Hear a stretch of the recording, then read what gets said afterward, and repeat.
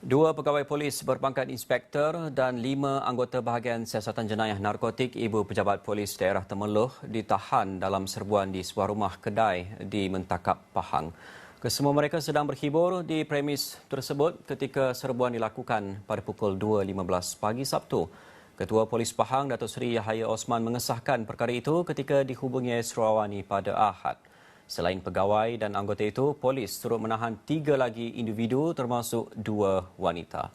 Ujian air kencing mendapati kesemua mereka positif dadah, kecuali seorang pegawai polis dan seorang daripada 2 wanita itu.